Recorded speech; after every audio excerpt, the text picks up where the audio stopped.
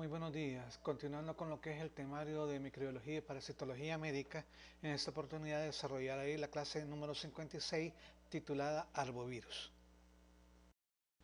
Dentro de este grupo de virus hablaremos básicamente de dos familias, la familia Flaviviridae con el correspondiente flavivirus responsable del dengue y la familia Togaviridae del género alfavirus donde se incluye lo que es el virus de chikungunya.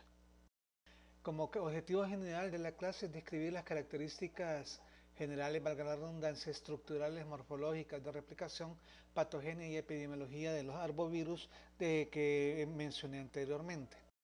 Y como objetivos específicos, describir las características morfológicas y estructurales comunes a los miembros con importancia médica, describir el ciclo replicativo de los miembros de la familia, describir las características de patogenia de los miembros de la familia, describir las patologías asociadas a cada uno de los miembros y describir las principales características epidemiológicas de los virus de mayor importancia médica de la familia, aunque específicamente hablaremos nada más del virus dengue y del virus de chikungunya.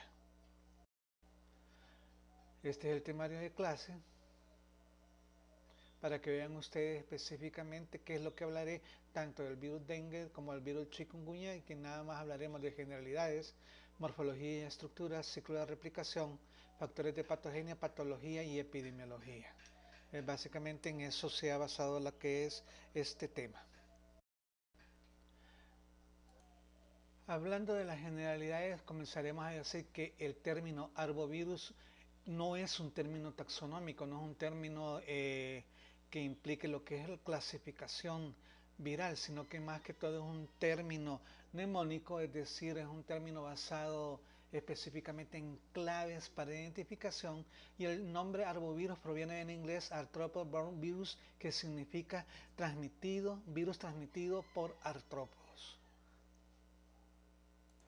Y por lo tanto, con base a ello, nosotros podríamos mencionar que el eje primordial para la transmisibilidad de estos virus es que tiene que existir un enfermo o un paciente que ande básicamente en circulación lo que son estos virus, tiene que haber un paciente susceptible y entre los dos tiene que existir un artrópodo que de naturaleza hematófaga, que generalmente pueden ser lo que son mosquitos o en algunos casos también pueden ser garrapatas.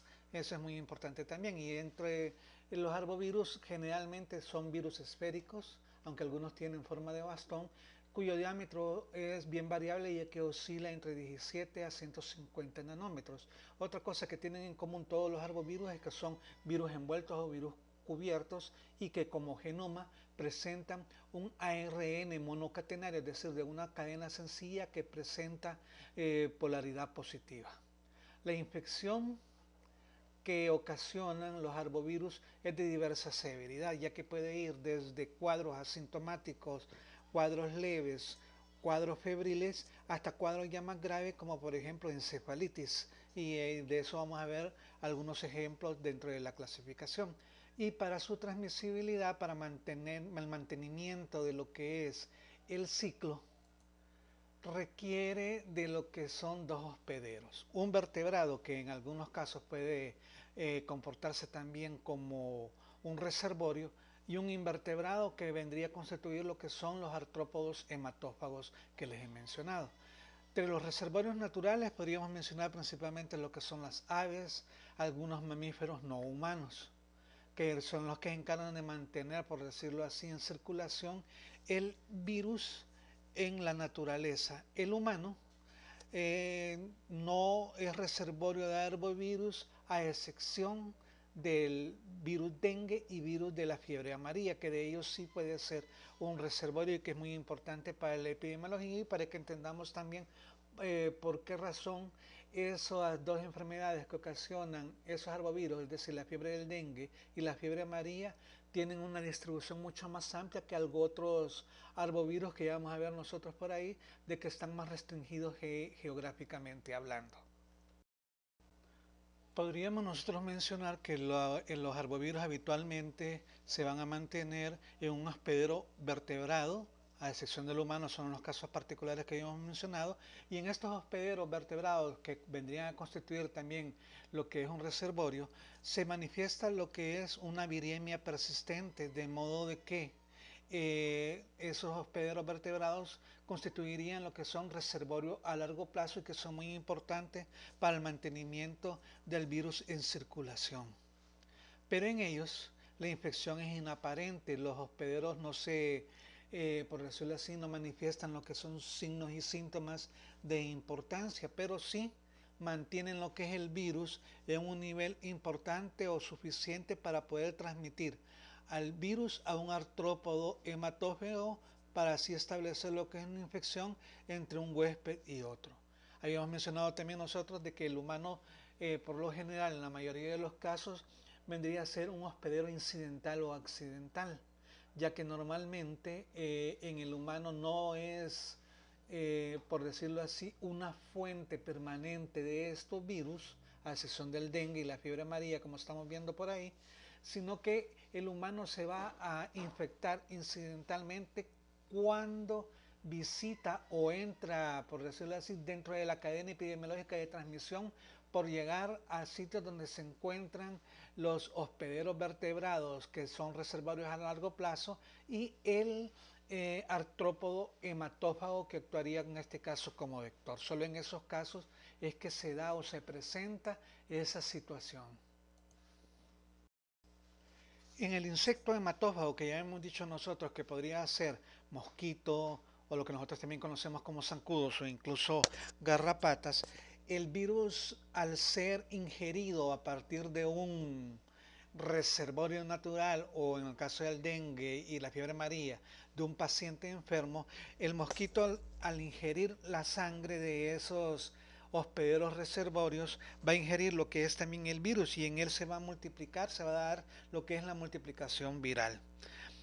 Y el virus se va a multiplicar en ellos y luego llega a lo que son las glándulas salivales para ser inoculado a un nuevo hospedero susceptible al alimentarse de nuevo lo que es ese insecto hematófago. El vector, el artrópodo, permanece infestado de por vida y pues, en algunos casos puede darse también la transmisión transovárica del virus, es decir, por lo general, en el caso de los mosquitos y de los zancudos, el vector es un mosquito hembra, ¿verdad? Y el mosquito hembra puede transmitir a su progenie, es decir, a los huevecillos, el virus y por lo tanto de la siguiente generación de mosquitos van a nacer infestados con el virus. Y digo infestados porque a ellos no les ocasiona ningún cuadro clínico. El vector, en este caso el vector hematófago, solo se encarga de transmitir de un hospedero a otro lo que es el virus que ha ingerido y que se está desarrollando en su interior. ¿Y cuál va a ser el mecanismo de replicación en el hospedero vertebrado? Una vez el mosquito o el vector hematófago eh, pica o inocula, pica para alimentarse e inocula a través de sus glándulas salivales al arbovirus que anda transportando, este arbovirus se va a ir a unir a receptores específicos que están en la superficie de la célula diana y vamos a ver que existe, al igual que los herpesvirus que yo les mencioné en la clase anterior, existe por decirlo así, tropismo celular hasta cierto punto restringido, ya que el virus en su superficie contiene ciertos receptores que son específicos para receptores que están en la superficie de células diana. Pero bueno, viene el virus, entra a circulación, va y se adhiere a lo que es la superficie de la célula diana a través de sus receptores y ligandos y este virus es absorbido, es pegado en la superficie de la célula diana. Una vez se da esta unión, el virus se introduce en la célula diana por medio de un proceso de endocitosis. Se forma lo que es una vacuola que se conoce con el nombre de endosoma y el virión, es decir, la partícula viral, se fusiona a la membrana de dicho endosoma. Luego vienen los lisosomas también, que son estructuras celulares que tienen enzimas con un pH ácido, viene, se fusiona y el virión utiliza ese cambio de pH hacia un pH bajo para liberar su genoma, ¿verdad? Una vez se da el desnudamiento o desenvoltura de lo que es el ARN viral, este ARN viral va a ser transportado en el citoplasma hacia el retículo endoplásmico y se va a comenzar a dar lo que es la traducción y procesamiento de las poliproteínas del genoma viral. Una vez, media vez se da esa traducción y procesamiento de esas poliproteínas, se va a comenzar a dar lo que es la replicación del ARN asociado a las membranas del retículo endoplásmico. Se va a comenzar a formar lo que son las cadenas de ARN de sentido positivo, ¿verdad? Y se va a dar lo que es el ensamblaje o la morfogénesis del virión en las vesículas intracelulares que se están formando en la célula huésped. Ese virión que se está formando, ese virión que da como resultado después de todo el ensamblaje que se lleva a cabo en el retículo endoplásmico, va a ser transportado hacia lo que es el aparato de Golgi, que es lo que nosotros estamos viendo ahí, y va a terminar de transportarse el virión hacia la superficie de la membrana plasmática, fusionándose lo que son las vesículas intracelulares con la membrana plasmática, liberando después por exocitosis la partícula de los viriones completas. A veces puede dar lo que es una infección lítica, un ciclo lítico, es decir, se puede destruir lo que es la célula, pero en ocasiones, al estarse formando los viriones, estos pueden ser transportados a través de la red del retículo endoplásmico y el aparato de Golgi hacia lo que es la membrana plasmática y simplemente liberarse los viriones completos por exocitosis. Y este es el ciclo general de todos los arbovirus, pero más adelante vamos a ver que requieren la participación de ciertas proteínas y de ciertas sustancias especiales para que se dé todo este mecanismo de replicación. Los arbovirus constituyen un grupo de virus cosmopolitas, pero con predominio en las zonas con clima tropical y subtropicales. Y las condiciones climáticas son las que inciden en la presentación clínica de las enfermedades, ya que muchas de las afecciones por arbovirus son consideradas endémicas, pero surgen epidemias cuando las condiciones climáticas favorecen sobre todo la replicación de los artrópodos hematófagos, de los vectores, ya que las épocas lluviosas permiten mantener el mantenimiento y la replicación exagerada de lo que son los mosquitos, sobre todo en aquellas áreas en las cuales no se cumple con un saneamiento ambiental adecuado. Además, como estamos viendo ahí en el esquema también, la mayoría de los arbovirus son enzoóticos, es decir, que mantienen lo que es el ciclo de transmisión siempre que existan lo que son vectores adecuados y vertebrados que actuarían como hospederos o reservorios particulares. El ciclo enzoótico se denomina también ciclo selvático y en este caso virus solo se mantiene en los vectores, en los hospederos vertebrados sin ocasionar mayor cuadro.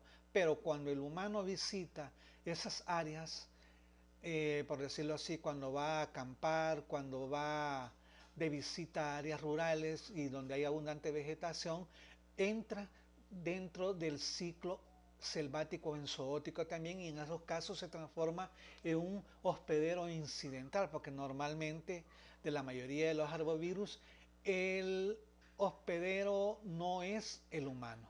Pero también existe un ciclo urbano de transmisión, que es el que nosotros vivimos acá en nuestro medio, y en el cual los vectores son vectores peridomésticos o peridomiciliares, que es decir, que viven en áreas cercanas de núcleos humanos, y ahí sí es como se mantiene la transmisibilidad de la infección. Por eso es que a veces ustedes verán de que surgen reportes de que en tal área hay un incremento en el número de casos de X enfermedad transmitida por arbovirus.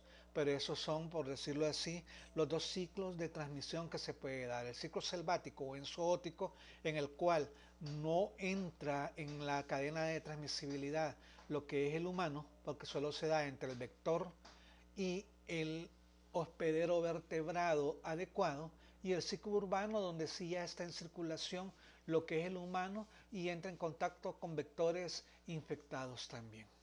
¿verdad? Y depende de mucho, como les repito, de las condiciones climáticas para que se estén presentando los cuadros. De las, dentro de los arbovirus existen 5 familias, pero de esas 5 familias solo se ha demostrado que 4 familias contienen géneros de virus que pueden afectar a lo que es el humano.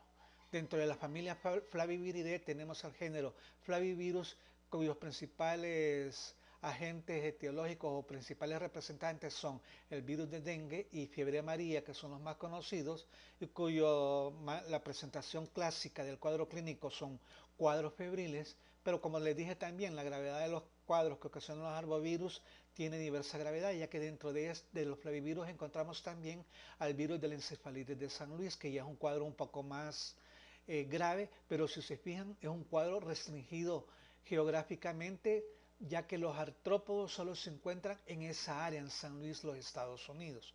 Tenemos la familia Togaviridae, dentro de los que sobresale el género Alphavirus, ¿verdad? Y aquí contamos con el virus chikungunya, el virus mayaro, el de la fiebre hemorrágica de OMS, si se fijan también pueden ocasionar cuadros hemorrágicos, y dentro de esta familia Togaviridae también está el género Rubivirus, pero ese es un virus no transmitido por artrópodos y por esa razón no se hablará con detalle de ello, y es Rubivirus, que es el que nosotros conocemos como virus de la rubiola.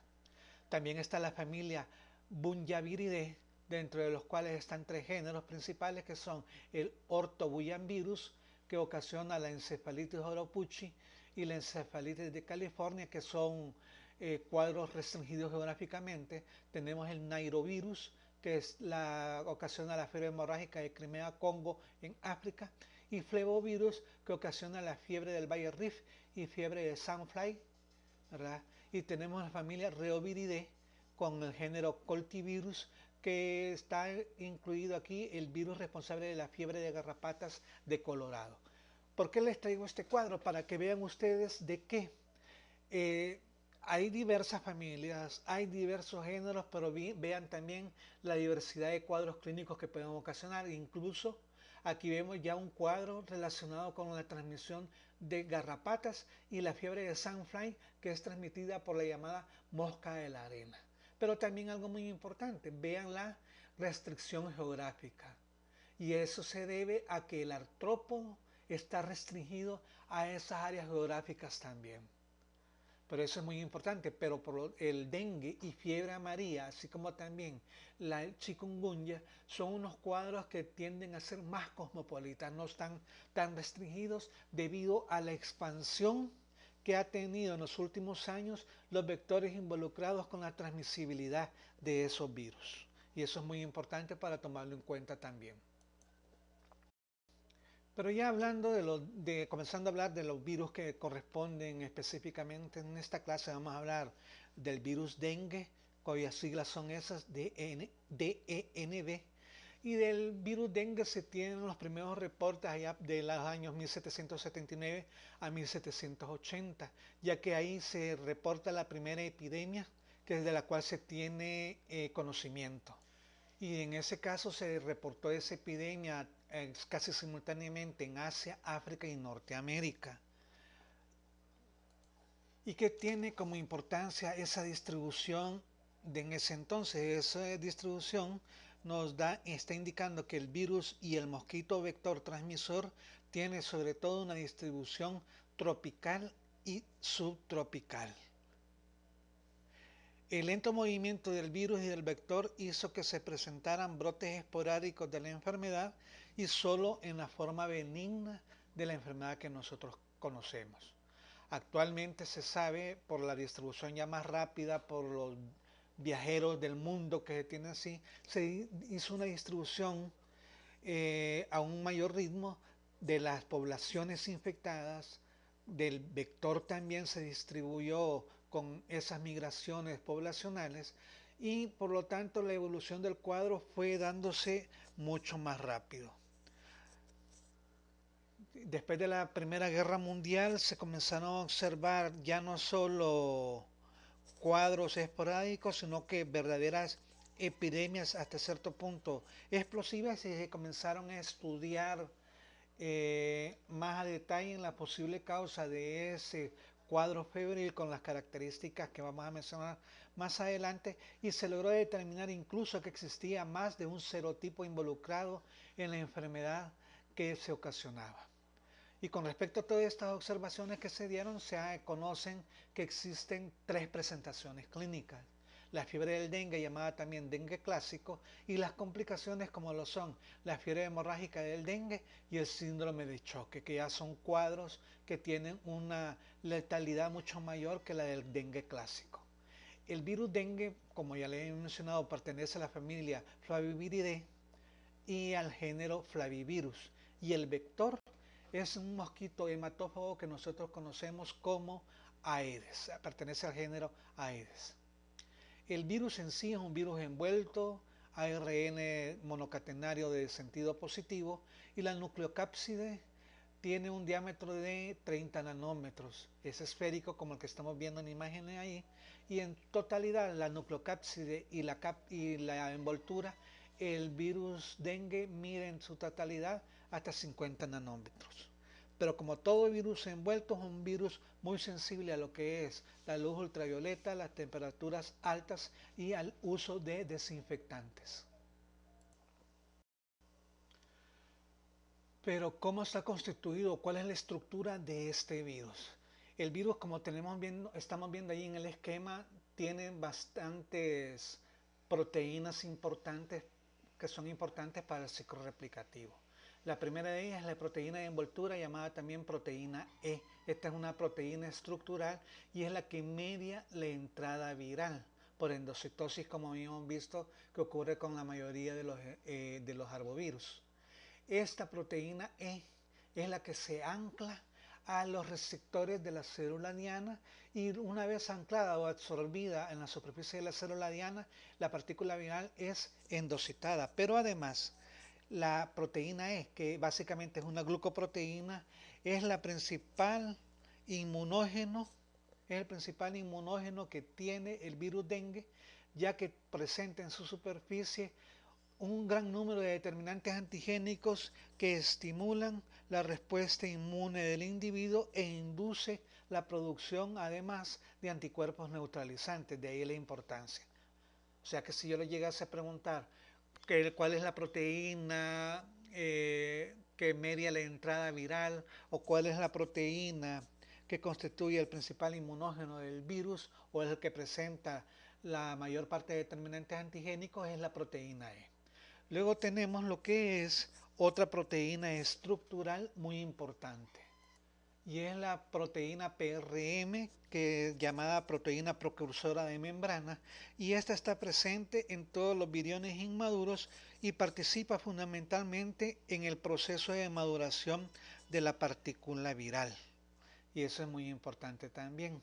Tenemos además lo que es la proteína de membrana, ¿verdad?, que también participa en el proceso de maduración, al igual que la proteína precursora de membrana, y en el proceso de ensamblaje de la membrana, y por lo tanto del virión completo.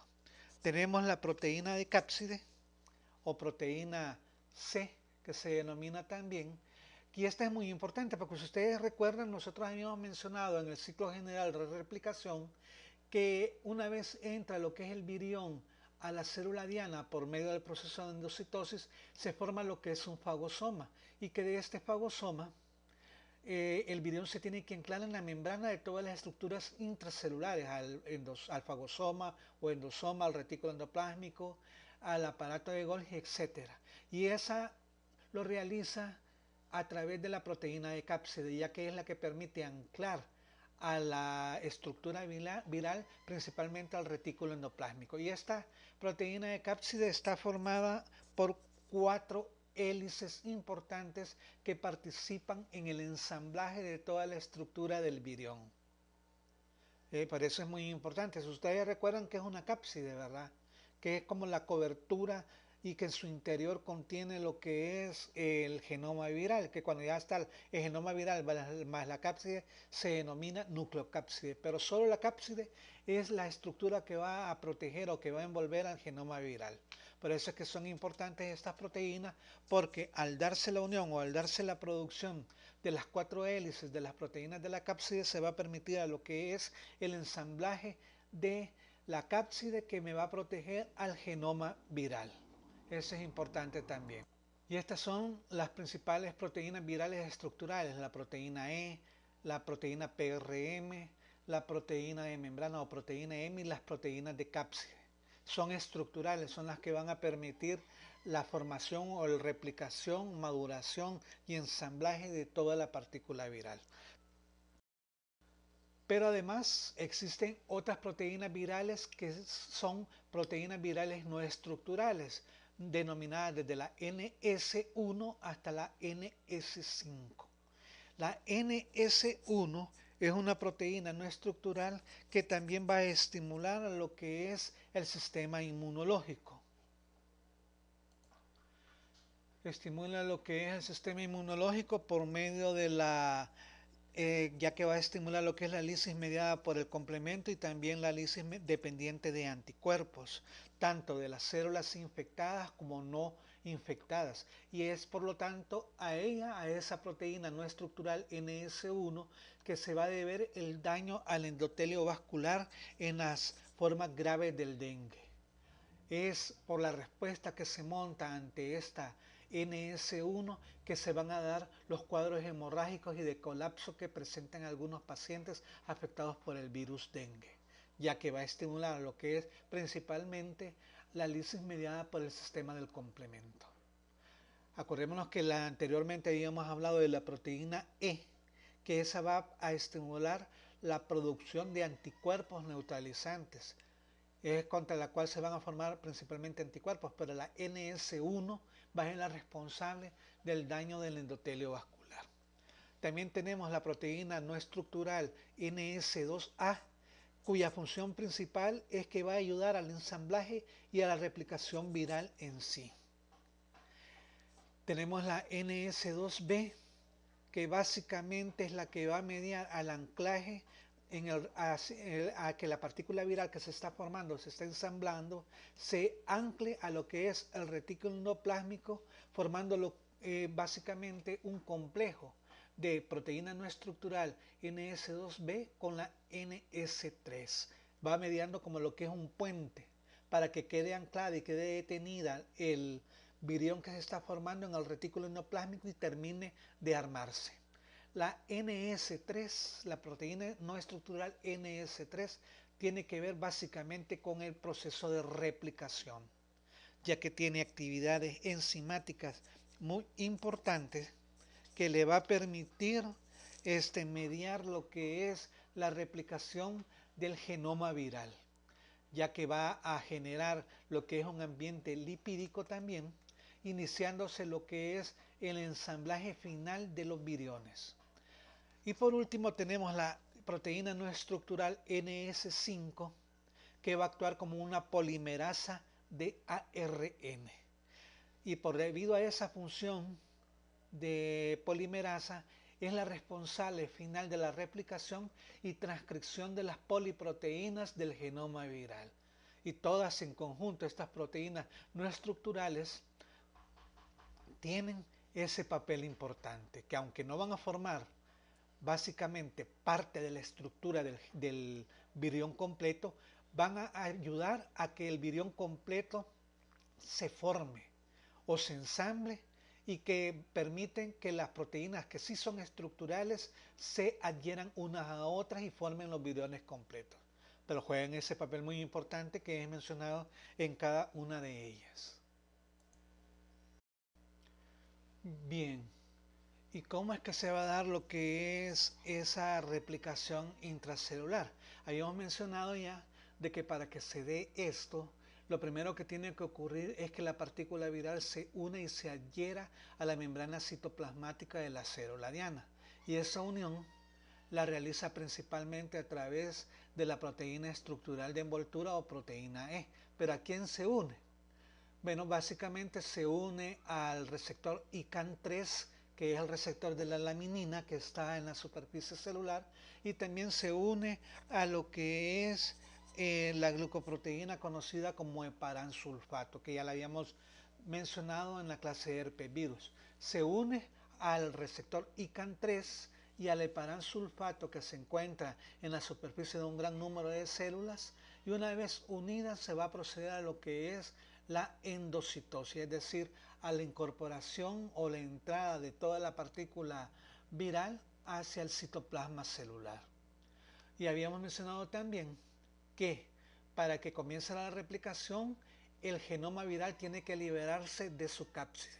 ¿Y cómo lo realiza es? ¿Cómo realiza eso? El endosoma, que hemos visto nosotros, que es la vesícula que se forma por una vez entrado lo que es el virión al citoplasma de la célula, esa vesícula endosoma se une o se fusiona con los lisosomas, y por la exposición hacia lo que es el pH ácido de los lisosomas y también al posterior anclaje de lo que son las proteínas virales del genoma en la pared de lo que es el endosoma, se va a dar lo que es el desnudamiento o liberación del ácido nucleico en el citoplasma, ¿verdad? Ácido nucleico en el citoplasma.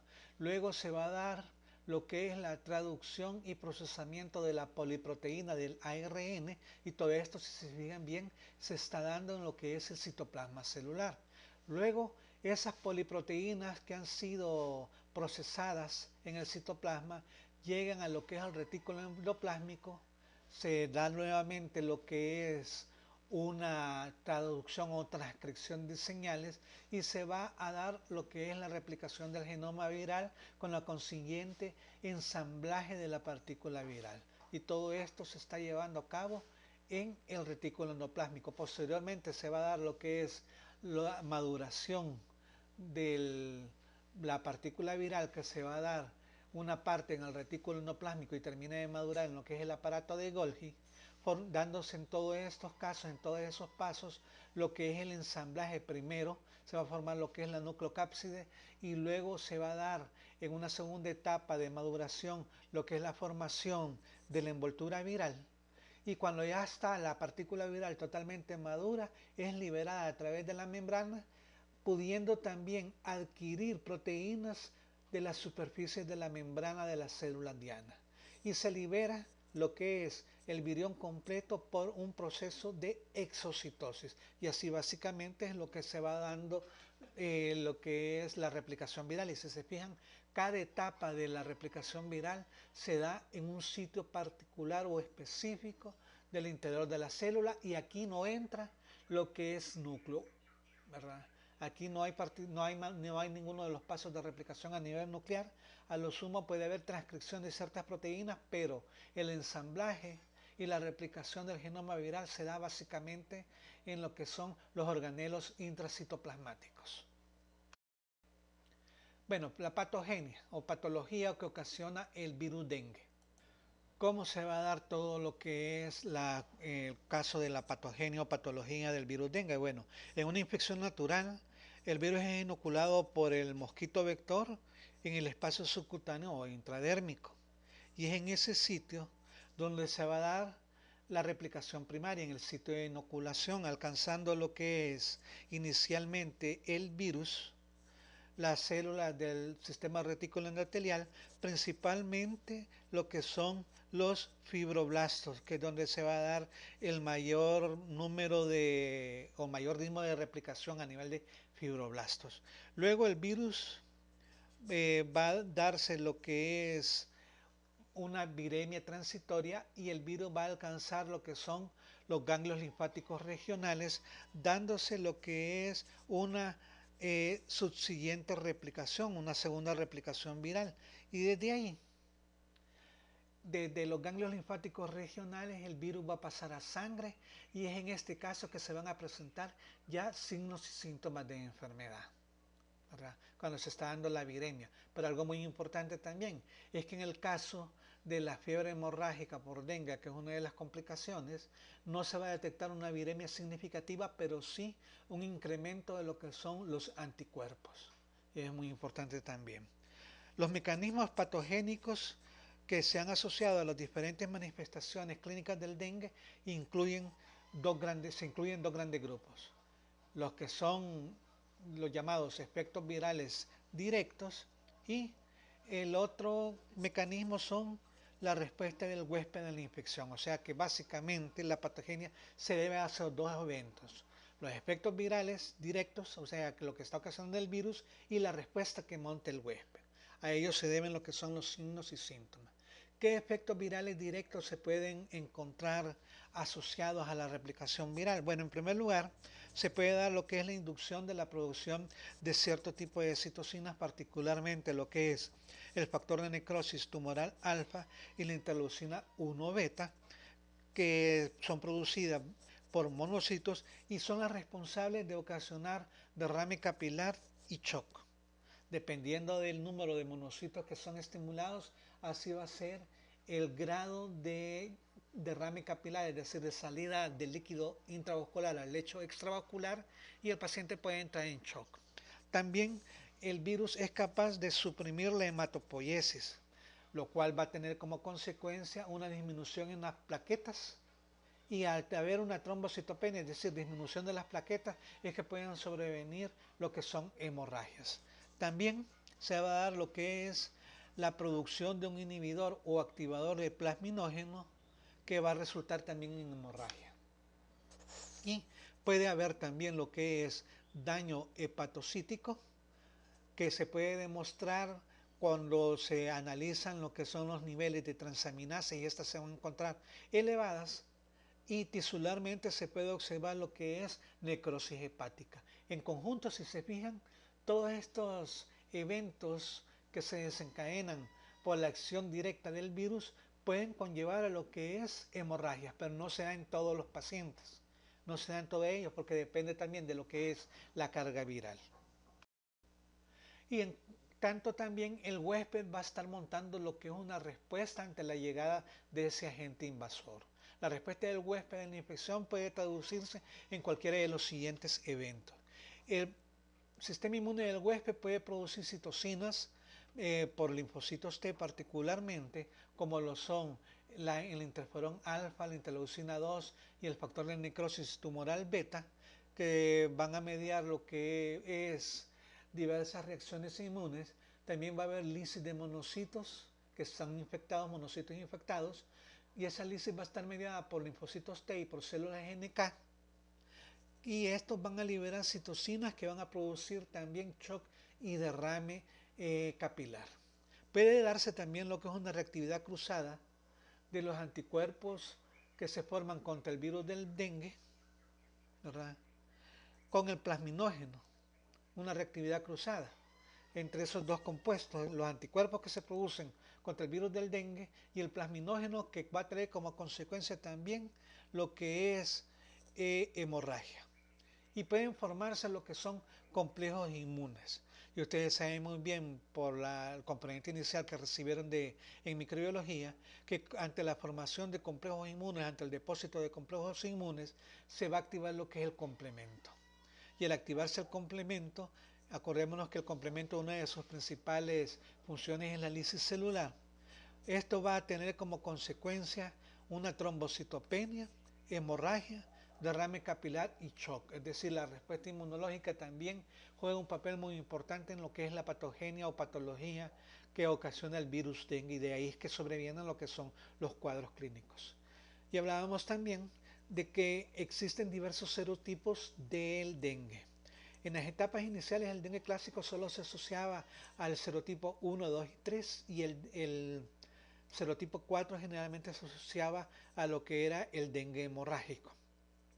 Y muchas veces un paciente que ha padecido lo que es infección por cualquiera de los serotipos, al darse una reinfección o un segundo caso de dengue en el mismo paciente, la respuesta inmunológica va a ser la responsable de que se presenten lo que son las manifestaciones hemorrágicas o complicaciones que se asocian a la presencia de este huésped, ya que en algunos casos la enfermedad puede ser simplemente un síndrome febril, ¿verdad?, pero puede haber una enfermedad severa que va a resultar en una implicación grave por la combinación de signos y síntomas, y en algunos pacientes puede tener consecuencias fatales esa combinación de factores que se puedan dar. Fíjense bien todo lo que ocasiona tanto el efecto directo del virus como la respuesta inmunológica del huésped, y eso es lo que complica más que todo al paciente.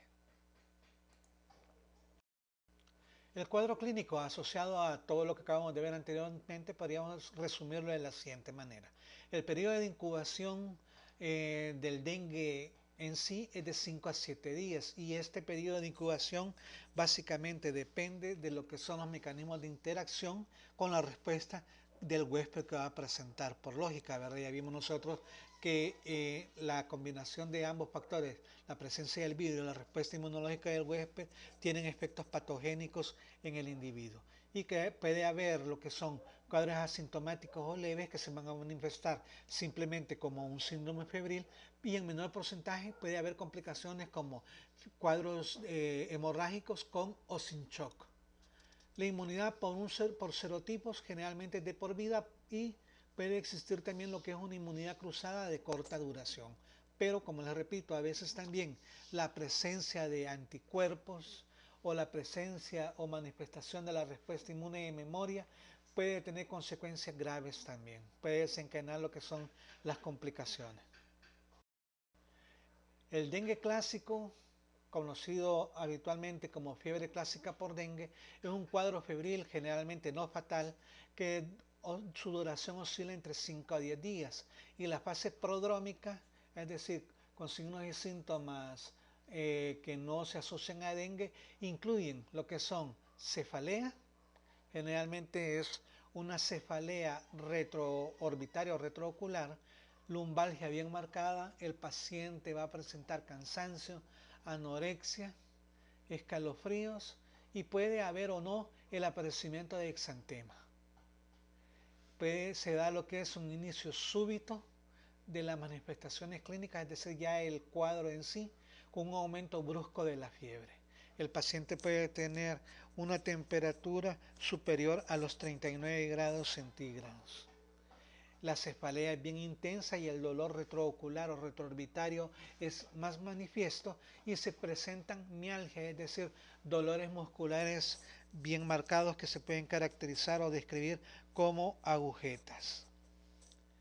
Puede haber lo que son osteoartralgias, pero principalmente se da en lo que es adultos. Es muy raro que se da en niños, que se den en niños, porque ya acordémonos que muchos de los cambios patogénicos dependen del sistema inmunológico, y en los niños el sistema inmune todavía está en maduración, y por las manifestaciones de mialgia y lumbalgia que presenta el paciente, es que a este cuadro se le conoce también comúnmente como fiebre quebrantahuesos. Y yo les repito, ¿a qué virus se debe la fiebre quebrantahuesos? Es al virus dengue.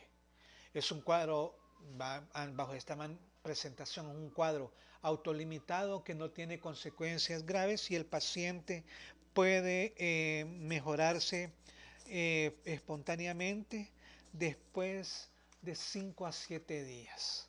Y muchas veces el paciente solo requiere lo que es la administración de tratamiento paliativo para el dolor y para la fiebre. La fiebre hemorrágica dengue, FHD o choque por dengue, este ya es una complicación, y los factores de los que dependen son principalmente la edad y las infecciones, y si la infección es una infección secundaria también.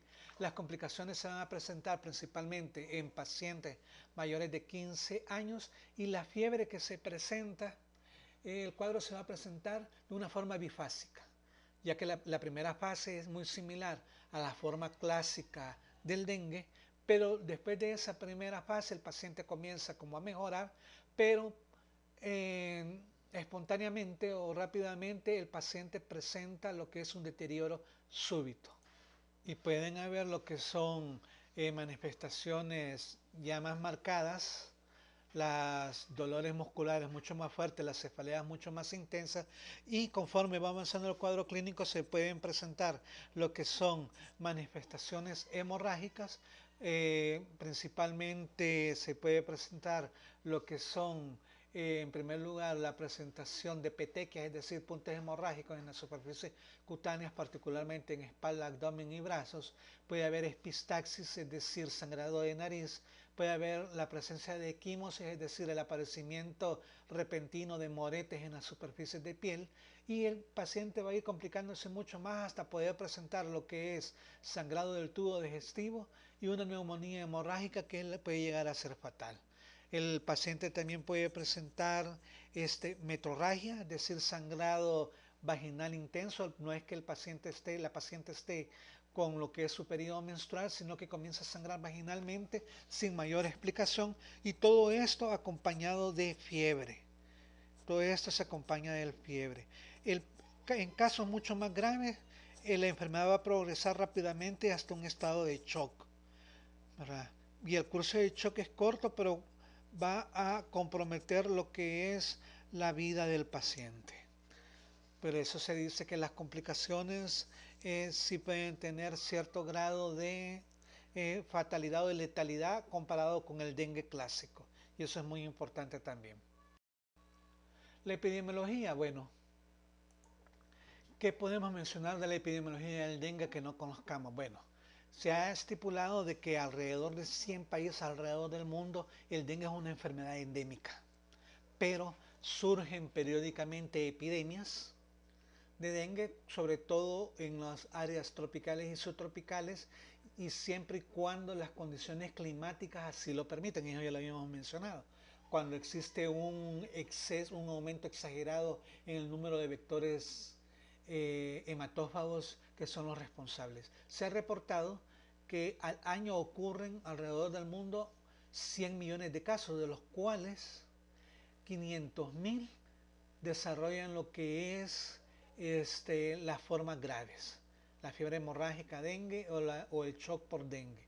Y de ellos la mortalidad se ha logrado estipular en un 5%. Y ahí estamos viendo un mapa para que vean ustedes la distribución de lo que son los casos de dengue y que tienen que ver también con la distribución geográfica de los vectores. Si se fijan, en las zonas de clima templado, clima frío, no existe. No existen reportes de casos de dengue autóctonos, es decir, que se hayan desarrollado porque ahí está el vector, sino que sobre todo por viajeros que han adquirido la infección en países endémicos y que han ido a desarrollar el curso de la enfermedad en sus países de residencia. El vector, el vector en nuestro medio es el Aedes aegypti, la hembra de Aedes aegypti, que es la que nosotros estamos viendo ahí. Generalmente se ha logrado estipular que esto es un vector que mantiene el ciclo urbano de transmisión, ya que no se ha logrado estipular que exista un reservorio u hospedero del ciclo selvático de él. Se ha dicho también de que el humano sí puede ser un reservorio del virus. Y puede existir, en este caso también, transmisión vertical a los huevecillos, es decir, la hembra infectada puede transmitir a su progenie lo que es el virus también. La extensión abrupta de casos se va a dar, como les había dicho, cuando existe un gran número de vectores, cuando existen criaderos de mosquitos y no hay un buen, digamos, saneamiento ambiental. Y depende también de la densidad de vectores por vivienda. Acordémonos nosotros que a veces anteriormente, hace unos años, hacían campañas extensivas de fumigación y detección de criaderos de mosquitos. Y se logró estipular que dependiendo de la densidad, del número de casas y del número de criaderos que tenían cada una de las casas, ese era el riesgo de que existieran lo que eran epidemias. Existen también, o se logró determinar que existen genotipos virales dentro de cada serotipo.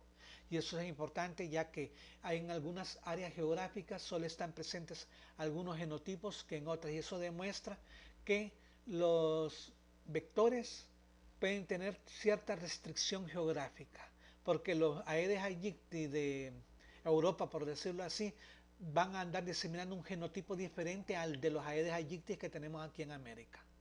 Y eso es muy importante también epidemiológicamente hablando. Vamos a hablar un poco de lo que es el otro virus, el miembro de la familia Tobeviridae, el género Alphavirus, que aquí encontramos básicamente al virus chikungunya. Esa palabra chikungunya deriva del maconde, que es un lenguaje bantú que se habla en las zonas de Tanzania y Mozambique, en África, y significa hombre encorvado o también hombre que camina encorvado, y eso hace alusión al dolor articular provocado por la infección, ya que este es un virus prácticamente artritogénico por las manifestaciones clínicas que ocasiona. Es un togavirus. La palabra togavirus proviene del griego toga, que significa manto, es decir, son virus envueltos, y se le denominó al género alfavirus porque fue al primer género de la familia que se describió, ¿verdad? Se tienen reportes desde los años 1770 de cuadros clínicos similares a los que hoy conocemos como chikungunya, pero no fue sino hasta 1952, en una epidemia que se dio en esos dos países, Tanzania y Mozambique, que se logró el aislamiento del virus de chikungunya. Este adquirió mucha importancia a partir del año 2013, ya que se observó aquí en las Américas un incremento o el aparecimiento de este tipo de enfermedad, y aquí en nuestro país en la primera quincena de junio del 2014 fue que se reportaron los primeros casos de fiebre chikungunya.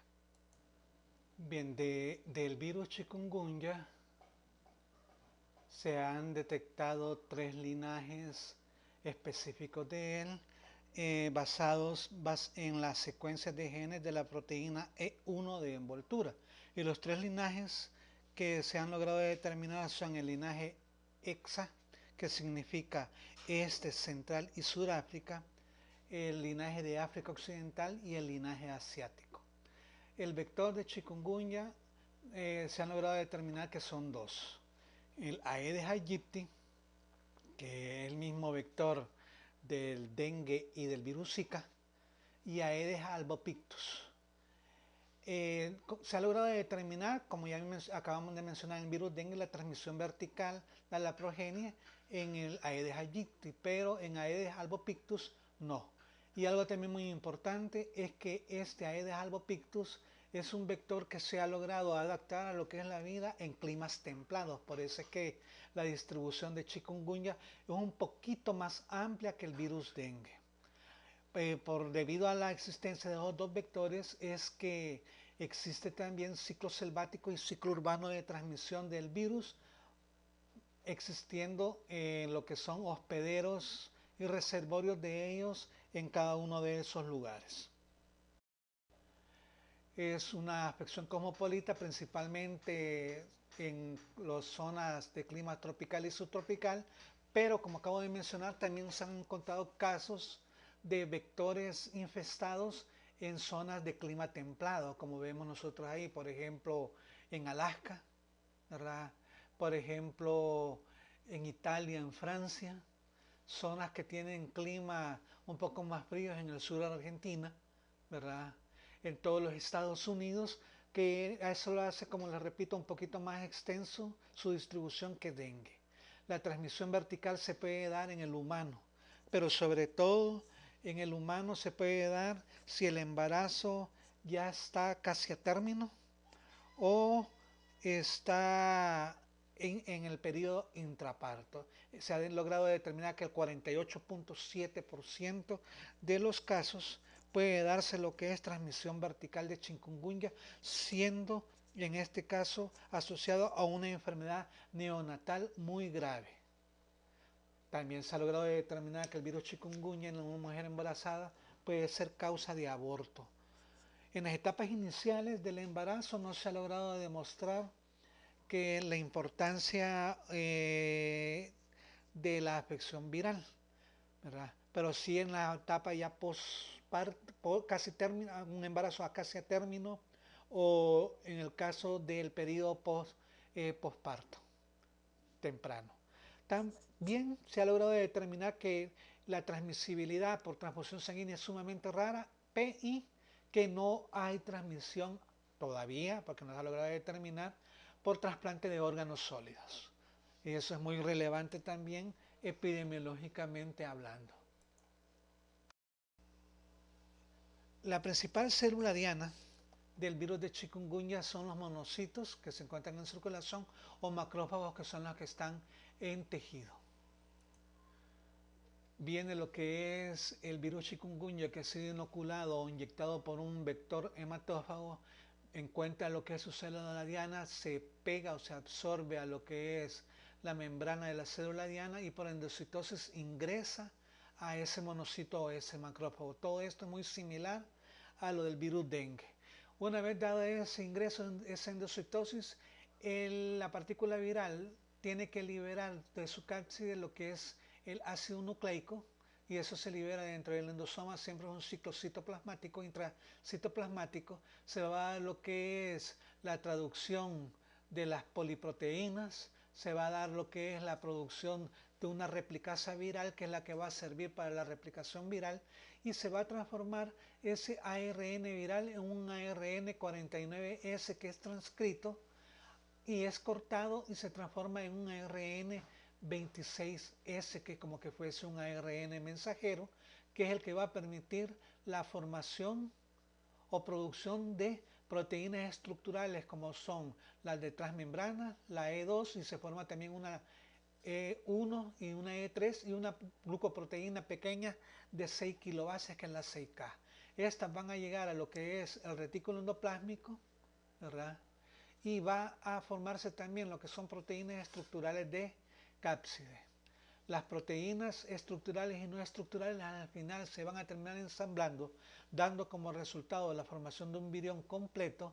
Y si ustedes se fijan, este virión completo ya sale con su envoltura, que la ha adquirido básicamente en lo que es el retículo endoplásmico y por las proteínas del complejo de Golgi, y es expulsado o liberado de la célula por un proceso de exocitosis. Si se fijan, esto es muy similar al virus dengue porque forma parte de un mismo tipo de virus, de arbovirus, y comparten todo esto en común.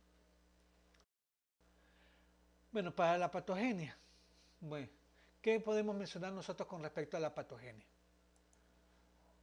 Bueno, que entra en primer lugar en juego lo que es el vector, que ya habíamos dicho nosotros que los vectores son pertenecientes al género Aedes, las especies Aegyptis y Albopictus, ¿verdad?, que están presentes en determinados climas.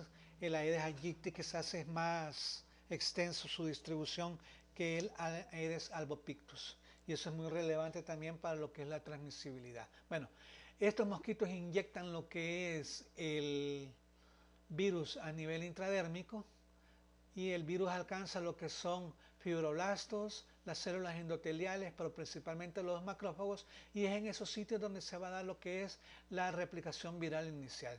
Luego estos virus alcanzan lo que son el ganglio linfático regional o de drenaje, como mencionan ahí, evidenciándose ahí una segunda replicación viral. Luego se va a dar lo que es el estadio sanguíneo, con lo cual el virus sale de lo que es los ganglios linfáticos y alcanza lo que es el vaso sanguíneo y es transportado por células a diversos órganos y tejidos. El virus se disemina en lo que son órganos diana, como lo son hígado, músculo, articulaciones y cerebro, invadiendo en esos sitios lo que son macrófagos.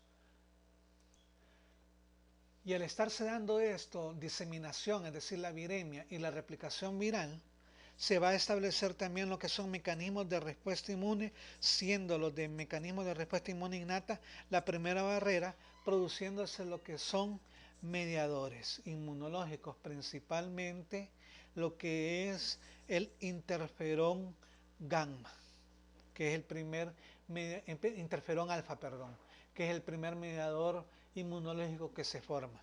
Luego, por estimulación de los linfocitos T4 y T8, se van a estar produciendo ya mediadores de la respuesta inmune adquirida, principalmente lo que son interleucina 4, interleucina 10 y el interferón gamma, que van a estar involucrados en la fase aguda y tardía de la infección, estableciendo y estimulando lo que son al sistema inmunológico y reclutando más células para que lleguen al sitio de replicación viral, estableciéndose también así lo que son sintomatología dependiendo del sitio de acción de estas células.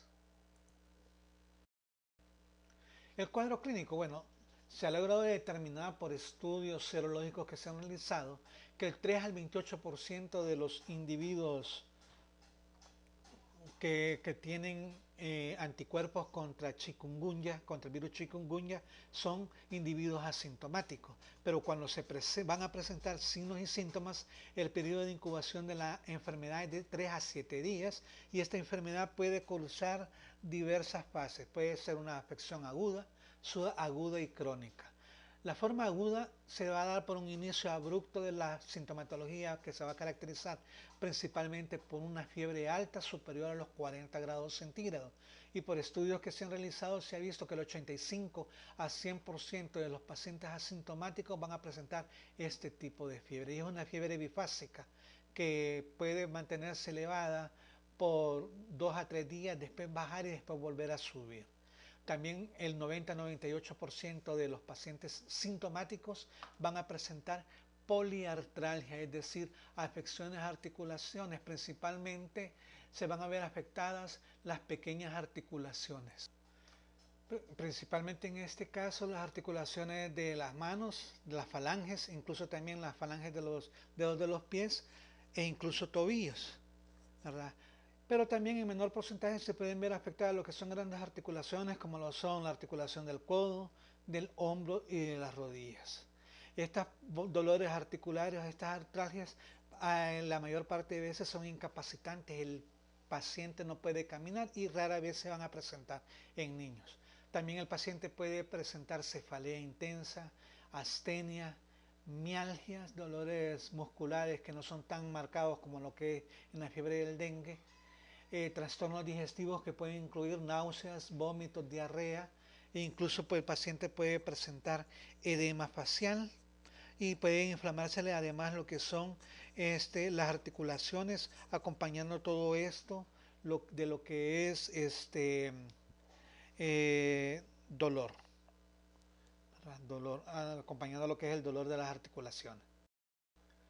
Al segundo o quinto día de evolución, el paciente puede presentar lo que es un exantema pruriginoso, principalmente a nivel del tronco y en extremidades. Ahí estamos viendo una fotografía a nivel de pie y ese tipo de exantema es el que se va a ir observando. Y puede haber o no presencia de hemorragias como resultado de vasculitos o daño que se va a dar a nivel del endotelio vascular, y puede haber sangramiento de encías, es decir, gingivorragia, epistaxis, sangramiento de nariz, y puede haber síntomas respiratorios como tos, dificultad respiratoria y conjuntivitis también.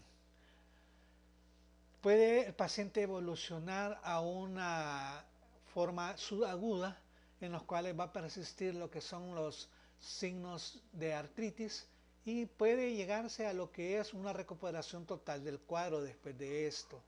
Pero el 55% de los casos el paciente recae también. La recaída generalmente se da 4 semanas después de la presentación primaria de la infección, de la enfermedad. Y esta puede durar de 3 a 8 semanas. Pero el 10% de todos estos pacientes que han ido evolucionando, el 10% de los pacientes va a presentar lo que es una forma crónica, con manifestaciones que pueden durar semanas, meses o incluso años a nivel de articular. Las artralgias pueden persistir por todo ese tiempo, pero aquí todavía no se ha logrado determinar cuál es el motivo exacto de esa cronicidad de signos y síntomas, si la viremia ha bajado. Se ha logrado dilucidar que probablemente esa presentación crónica se deba a mecanismos autoinmunes. En los neonatos y en los adultos mayores se van a presentar las formas más graves de la enfermedad, pudiendo llegar a incluso a afectar la vida del paciente.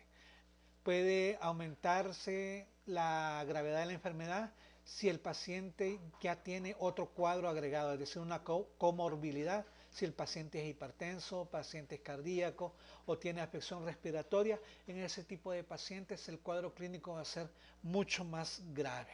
Y es relevante también mencionar ello. Y aquí tenemos los signos y síntomas de la fiebre chikungunya de acuerdo a la OPS en la fase aguda de la enfermedad, que van a la cabeza, como ven ustedes ahí, las fiebres y las poliartralgias, que es lo que más caracteriza a un paciente con chikungunya. Pero acordémonos también que ahí hemos mencionado que un buen porcentaje de los pacientes puede ser asintomático. Ahora puede ser asintomático. Esto solo para que vean ustedes eh, la presentación clínica de la fase aguda de la enfermedad. Y es relevante también. Y que hay que establecer diagnóstico diferencial con otras enfermedades que incluso podrían abarcar lo que es dengue, podría abarcar lo que es paludismo y Zika también. Si ustedes consultan en internet van a ver de que generalmente ponen cuadros comparativos la fiebre por dengue, chikungunya y Zika porque se parecen clínicamente hablando. Y aquí tenemos nosotros qué es lo que ocurre, ¿verdad? En la forma aguda de la enfermedad se va a dar también, más que todo el daño se va a dar por la respuesta inmunológica, ¿verdad? Va a haber activación celular por producción de diversas citocinas, dentro de los cuales sobresale la interleucina 8, la 6 y el factor estimulante de colonias de granulocitos y monocitos, que es el GM-CSF, que van a ir a activar a un gran número de células, conllevando un acúmulo de células, un infiltrado celular a nivel de músculo, a nivel de articulaciones, y por esa razón es que se va a dar la mialgia y se van a dar las artralgias, ya que a nivel de articulaciones va a haber sinoviocitos infiltrantes y va a haber hiperplasia del tejido sinovial que va a afectar a lo que es el tejido articular y el tejido óseo, dándose o desencadenándose lo que es inflamación a nivel de articulaciones, y a nivel muscular el aparecimiento o el infiltrado celular que se va a dar va a poder tener como consecuencia la necrosis del tejido muscular, ¿verdad? En las formas crónicas puede haber, por persistencia viral en las células musculares y los macrófagos, puede haber, como les repito, fenómenos de autoinmunidad que va a permitir la persistencia de la inflamación, ya que se va a estar dando siempre la acumulación de mediadores inflamatorios como lo son la interleucina 6 y el factor estimulante de colonias de granulocitos y monocitos. Y esto va a permitir la llegada de más y más células hacia esos sitios. Y por esa razón es que se van a dar con semanas, meses u años después de que ha cedido a la infección, todavía el paciente va a presentar manifestaciones de artralgias y en algunos casos también de mialgias. Pueden haber también complicaciones que son menos frecuentes por la infección por el virus Chik. Pueden haber afección a nivel neurológico, entre las que sobresale una meningoencefalitis y el síndrome de Guillain-Barré. Puede haber parálisis de nervios, incluso nervios faciales. Puede haber una neuritis óptica. Puede haber manifestaciones como miocarditis. Puede haber incluso úlceras intertriginosas. Puede haber nefritis o manifestarse una insuficiencia renal aguda, y puede existir también cuadros hemorrágicos o de insuficiencia respiratoria, incluso pancreatitis, que puede llevar a una complicación en la vida del paciente. Pero todo esto es por la persistencia viral y por el acúmulo de células en los sitios tisulares. A nivel de estos sitios, acordémonos hacia qué lugares se puede diseminar lo que es el virus, ¿verdad? Y acordémonos que el virus tiene predilección por lo que son macrófagos, y en casi todos estos sitios existe la presencia de ellos, y por eso es también muy importante para tomarlo en cuenta. Y aquí solo para que vean un cuadro diferencial entre chikungunya y dengue. La fiebre es mucho más elevada en chikungunya, las mialgias son más persistentes en lo que es el dengue, las artralgias están más presentes en chikungunya que en dengue, la cefalea, la cefalea está presente en ambos cuadros. Pero si ustedes se fijan, lo que va a diferenciar la cefalea por dengue por chikungunya es que la de fiebre del dengue puede presentarse lo que es un dolor retroorbital. Si ustedes alguna vez han ido a pasar consulta por sospecha de dengue, el médico les va a preguntar si les duele detrás de los ojos o al mover los ojos. Y es un signo característico de dengue que lo diferencia de chikungunya. La presentación de exantema es mucho mayor en chikungunya que en dengue. El prurito también es más presente en lo que es chikungunya, y los sangrados son más evidentes en la fiebre de dengue, pero cuando se van a dar los cuadros graves o complicaciones, así como también lo que es el síndrome de shock. Ya como cuadro, como datos de laboratorio, podemos observar nosotros que la leucopenia es más evidente en dengue, así como también la neutropenia, pero la disminución de los linfocitos, que es la linfopenia, es mucho mayor en CHIC que en dengue. El hematócrito se eleva más en dengue y las plaquetas disminuyen mucho más en dengue. La proteína se reactiva y la velocidad de retrosedimentación, que son los dos últimos datos que tenemos ahí, se ven elevadas en la afección por chikungunya y permanecen negativas en la fiebre por dengue. Estos son datos de laboratorio que permiten establecer lo que es un diagnóstico diferencial y para que vean la importancia que tienen también los datos de laboratorio. Y para prevención y control de ambas enfermedades básicamente es lo mismo. Las medidas de prevención y control tienen que ir a erradicar las poblaciones del vector hematófago, eliminar los criaderos, lavar las pilas o recipientes donde tenemos agua almacenada o tenerlas cubiertas para evitar la formación de criaderos de mosquitos, así como recoger todos los recipientes que puedan contener agua y que estén en el ambiente como las llantas, las macetas, botellas, etcétera. El uso de barreras mecánicas como lo es mosquiteros, etcétera. Todas las medidas que ustedes ya conocen porque hemos vivido epidemias de dengue y chikungunya de un tiempo para acá. Y también es muy importante la detección de casos y el control de los contactos para establecer si es un foco epidémico que se está estableciendo en esos sitios y es muy relevante también. Y acordémonos de que estos vectores pueden sobrevivir muy bien, incluso soportan lo que es ambiente seco en las pilas. Por eso es que dicen que hay que restregar las paredes de la pila porque los huevecillos pueden permanecer casi hasta un año en un ambiente sin agua y cuando les cae agua como que germinan esos huevecillos y si tienen una infección transovárica como ocurre en el caso de Aedes aegypti, son focos para mantener la transmisibilidad. Por eso es importante erradicar todo ello, recoger la basura. ¿Verdad?